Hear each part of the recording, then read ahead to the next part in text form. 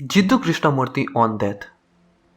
Once a questioner asked, "In your talks you speak of death as total annihilation.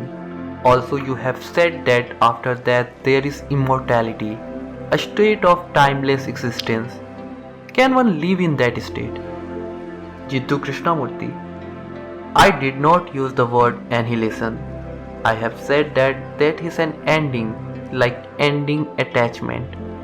When something ends, like attachment, something totally new begins. When one has been accustomed to anger all one's life, or greed or aggression, and one ends it, something totally new happens. One may have followed a guru with all the gadgets he has given one. One realizes the absurdity of it, and one ends it. What happens? There is a sense of freedom from the burden which one has been uselessly carrying. That is like ending an attachment. What is it that has continued through life? One puts death in opposition to living. One says death is at the end of life, an end that may be 10 or 50 years away, or the day after tomorrow. One hopes it will be 10 years or more, but this is one's illusion, one's desire, a kind of momentum. One cannot understand how to face that without understanding or facing living, for that is not the opposite of living. Much more important than asking the question how to face death or what is immortality or whether that immortality is a state in which one can live is the question of how to face life, how to understand this terrible thing called living. Because living as one does is meaningless. One may try to give meaning to life, as most people do, saying life is this or life must be that, but putting aside all this romantic, illusory, idealistic nonsense. Life is one's daily sorrow, its competition, despair, depression, agony, with the occasion flash of beauty and love. That is one's life.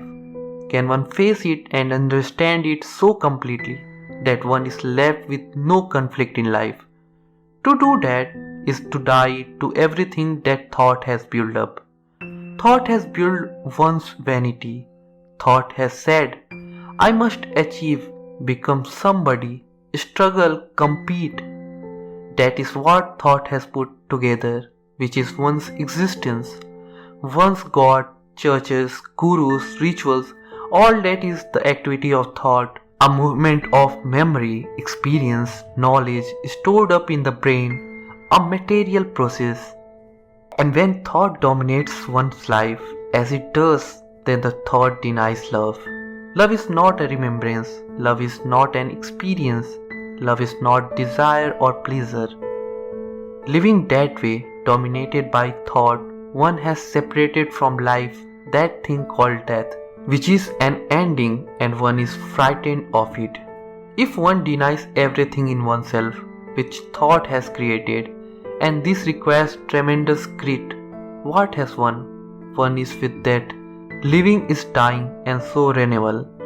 One is trained to be an individual, me as opposed to you, my ego against your ego.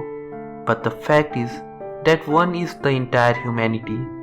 One goes through what every other human being goes through. All one's sexual appetites, indulgences, sorrow, great hope, fear, anxiety, the immense sense of loneliness, that is what every human being has. That is one's life. One is the entire humanity. One is not individual. One likes to think one is, but one is not. There is a life in which there is no center as me, a life, therefore, walking hand in hand with death, and out of that sense of ending totally, time has come to an end. Time is movement, movement is thought, thought is time. When one asks, can one live in that eternity? One cannot understand. See what one has done. I want to live in eternity, to understand immortality, which means the I must be a part of that. But what is that I? A name, a form, and all the things that thought has put together. that is what the I actually is, to which one clings, and when that comes through disease, accident, old age, how scared one is.